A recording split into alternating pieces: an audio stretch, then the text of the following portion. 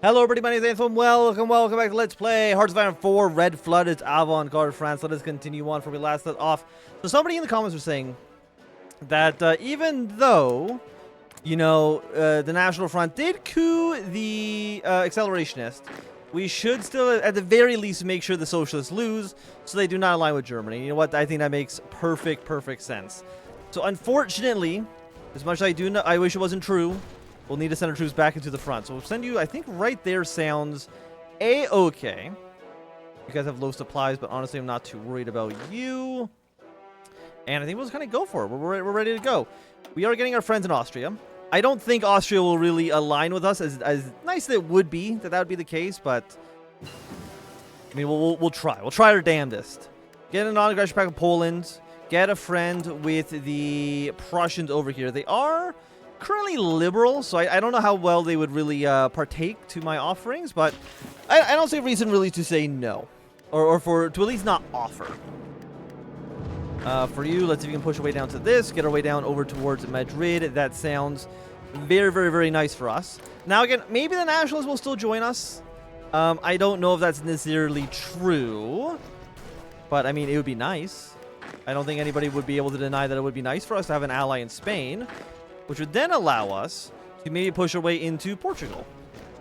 You know, I don't know if they're actually allied with the British, but, you know, considering the history of Portugal and England, it would make sense that Portugal would slightly fall into the British sphere. Okay, new friends in Austria. This allows us, yeah, because this means Italy did not exist. So does that mean if Fume loses the war? I guess maybe if Fume goes to war to Italy, we just join the war automatically. I'm not too sure. But we now have our non-aggression pact with the French. And by the I'm the French. We have a non-aggression pact with the Austrians. Always good to have a friend in Vienna. And we're almost in Madrid. I mean, the supplies are pretty bad. Revolt crushed in Malaysia. Not a big deal one way or the other for us. Again, I want to make sure this front line stays short. Get our supplies back together. Push on Madrid. And hopefully take the city for ourselves. It is, yeah, supply hub. There's no fortification in it, so it shouldn't be insanely difficult to actually push. And actually, let's now get our close air support flying in this region here, because that'll actually cover Madrid. Give us some nice air support, which I would be very happy to have. I don't want any of these. I don't need you. And the planes that are in reserve, I'll worry about the planes in reserve once we're actually at war. Then we'll deploy them.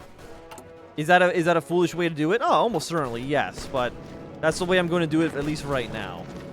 I'm going to give you some support to get encirclement on these two Spanish divisions here. Again, both of you are on this line. You're going to leave, maybe? Maybe you'll leave? Yeah, I want Madrid. I know that shouldn't come as a surprise, but I would really like the city. Now, the anarchists, honestly, aren't doing very well. They're mostly just stuck in Catalonia. So they should fall soon without too much trouble. What if I actually move you to be two provinces like this? And then we can attack in two different directions at the same time. That sounds nice. Our friends in Poland seem to have gone all intimate with the Spartacus robber barons. Let me zoom out a little bit so there's less gunfire. This is, of course, very regrettable, especially considering all that France has historically done for them since Napoleon. But far from the end of the world. The Polish intelligentsia have always been reluctant to seal that obnoxious wedding ceremony by kissing King Kutsi on his totting lips, choosing instead to settle for more and more meager compromises, where more stable economy and military alliances could form. Thank God for that.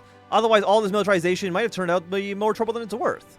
With such an open window for Polish sensibilities playing against the crowd's stubbornness, making them compliant shall be a walk in the park. We hold little of no interest in the reactionary backward east of the order that insultingly calls itself an empire, while Polish survival depends on total and utter obliteration. A rather simple and direct deal can be struck by taking this into account. We will let the Poles get their grubby paws and everything beyond the Polish-German border, and they will leave us alone to our devices while we wreak havoc upon the streets of Frankfurt. And to sweeten the deal, we'll allow them to draw the border of Poland on the Oder itself. It's not like we were going to use it. Okay, and then making friends in New Age. Despite how much their objectives conflict with ours, many among us feel that a partnership with the Birch Pack could very well help us destroy the Red Tyrants. To that we answer, let the Kaiser Stooges rot away in Konigsberg like the decrepit states that they are. This pathetic army and their tremendously pompous Swedish and Russian compatriots are far from suitable for us. Verdun still dances like it was yesterday in the minds of the Eskadron, and they will settle for nothing less than watching Berlin engulfed by flames in retaliation. Many sympathetic Germans rush towards us in open arms, so why not accompany them instead? Let us only march with those who share our mission and cause, and leave the Prussians to clench their teeth and curse us for the end of time. So yeah, you are aligned with Sweden and Norway.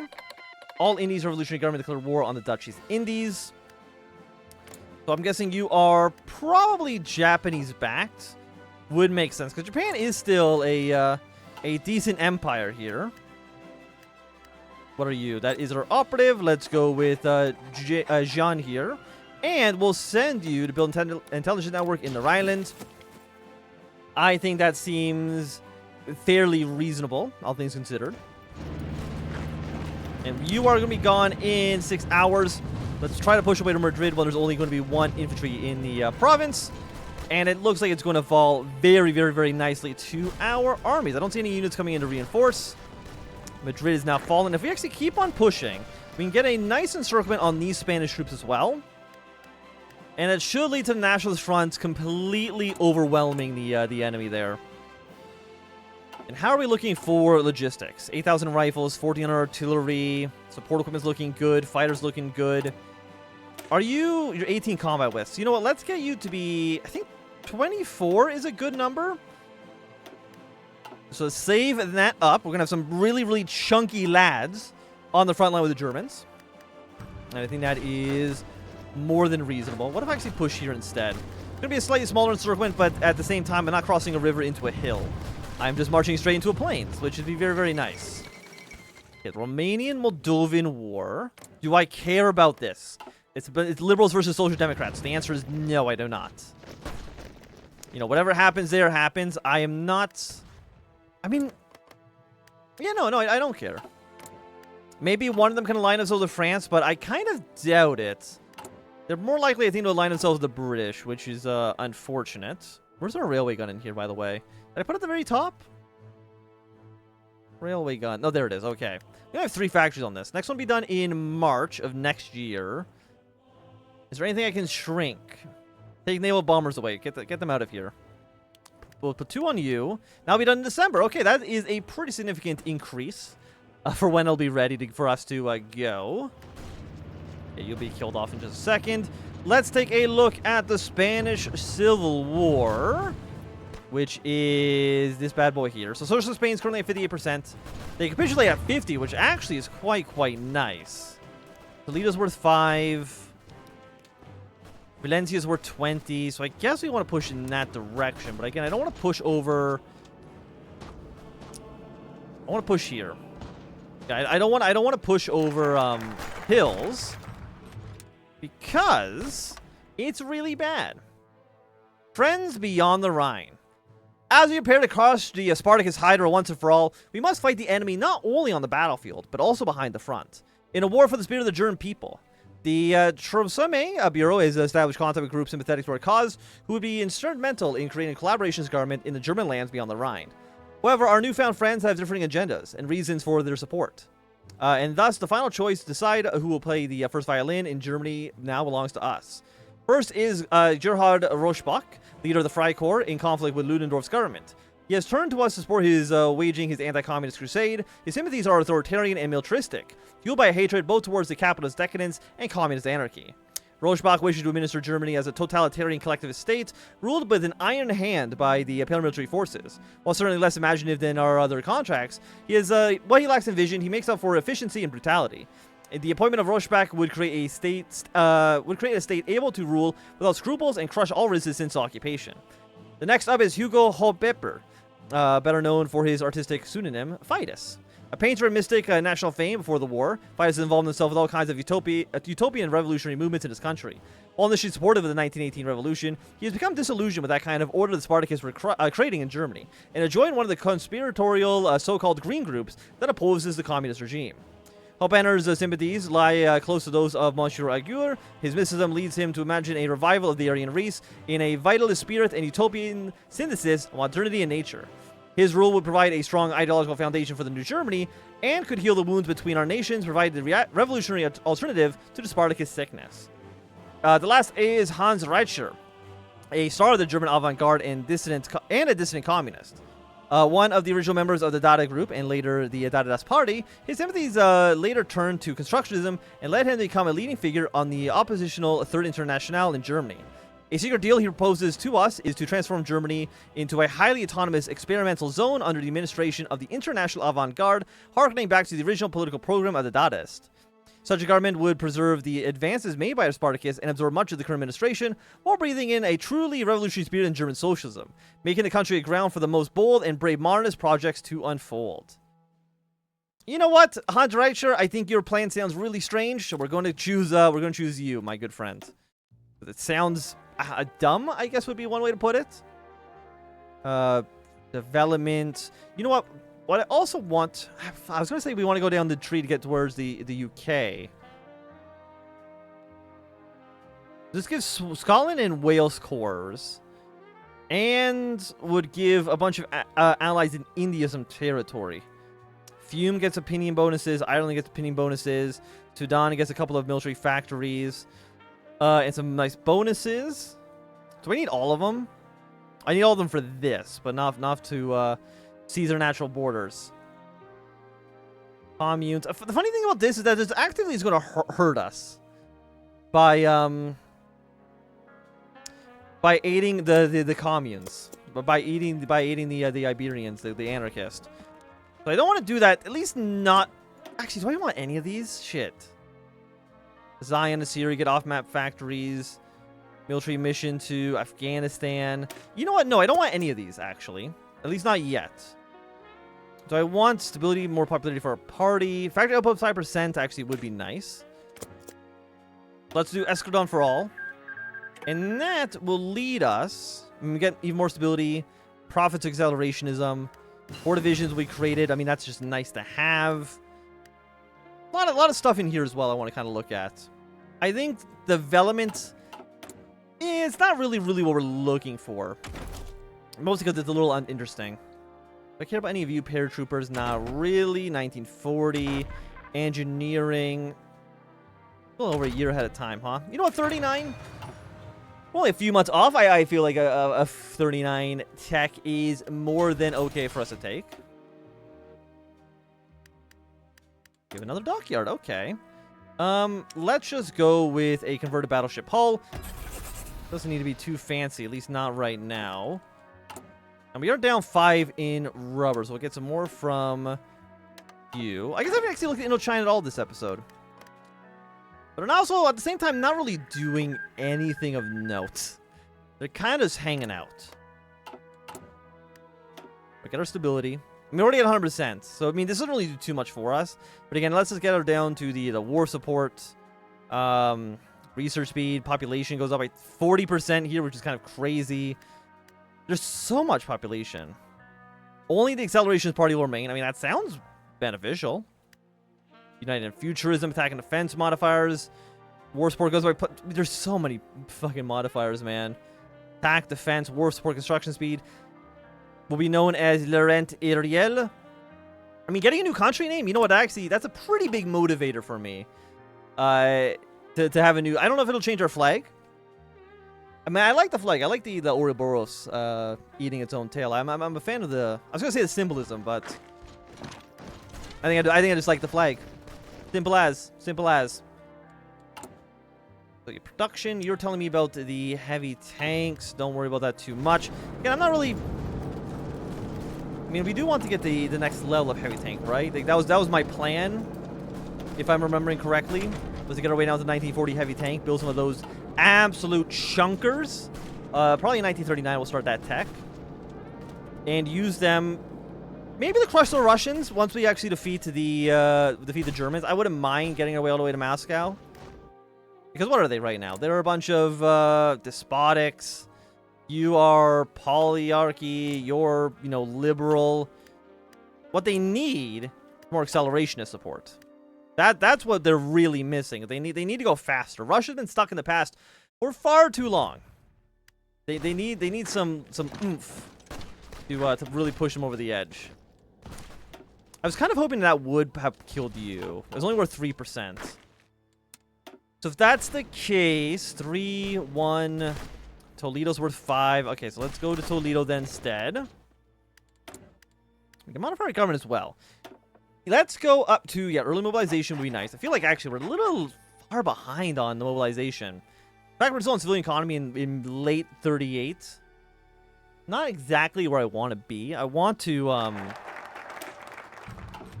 get our economy really going here. Get ourselves a cultural war. And for you, no, not that province. I want you to support the advancement into Toledo. And that very well might push them over the edge. But it's going to be a close one for sure. At 96, they will lose this. Is that getting them exactly to 50?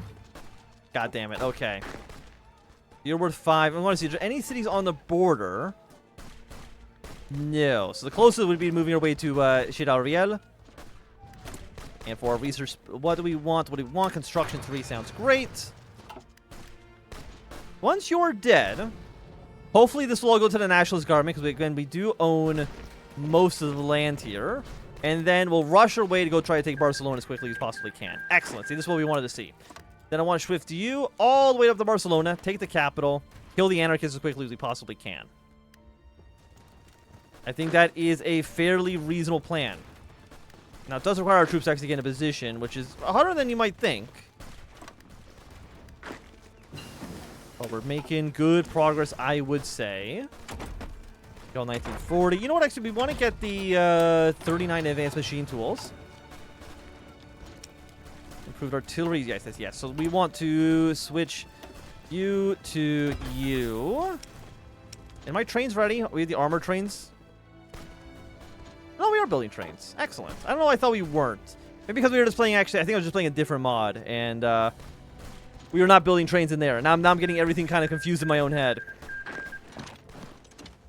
So I want to crush you. Take Barcelona. I don't know if that's going to win the war immediately, but I think it'll get us fairly close. A decent amount, at the very least. And assuming that we don't get encircled. I don't think we will. Anywhere we want to send you. I guess we can move you this way to maybe go take Zaragoza. Okay, our 51. More troops are being deployed here. Pull you back. Well, you know what? Let's move our way to Zaragoza for you. 50%. Again, we take this. That's going to be a nice encirclement against the communes here. Against the stinky. I see you, buddy. I see you. I'll move back one province. I'm not going to let you trick me here. You're worth 3. Barcelona is worth what? Like, yeah, it's worth like 20. So it's definitely a nice city for us to have.